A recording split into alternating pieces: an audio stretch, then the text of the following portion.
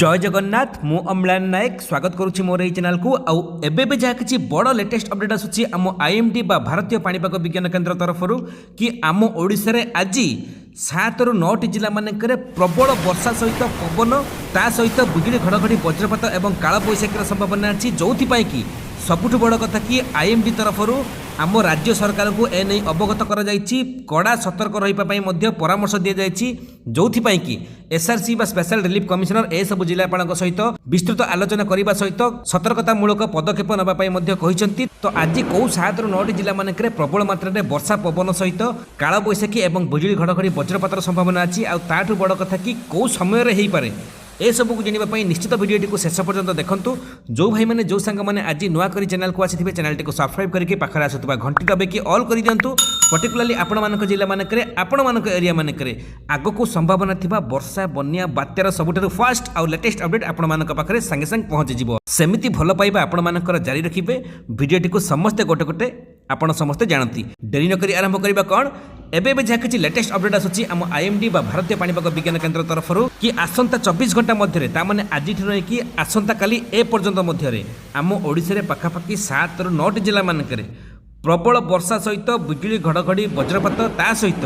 पवन हेबार संभावना अच्छी हठात झटका पवन हबार संभावना अच्छी आउ किछि जिला मानक हाल्का कुआपथर पड़ पारे न भी पड़ पारे कुआपथर किंतु वर्षा सहित पवन बिजुली घड़घड़ी वज्रपातर संभावना सबुठारु अधिक अच्छी ता सहित काल बैशाखी देखा मिल जो कि कड़ा सतर्क सूचना जारी कर आईएमडी बा भारतीय पाणीपाग विज्ञान केन्द्र दिल्ली तरफ ओडिशा सरकार को ए नहीं गतकाली अवगत कर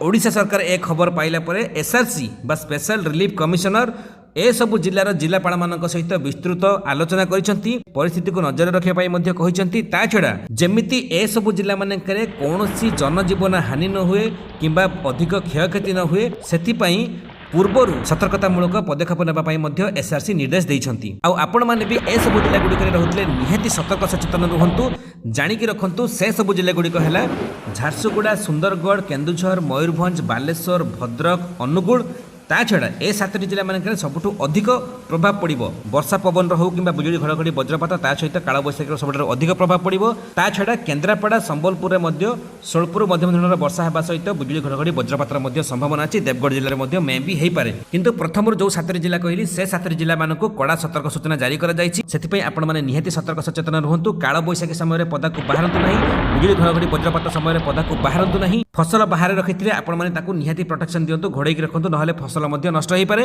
ता छड़ा सबुठ बड़ कथा कि कौ समय मध्य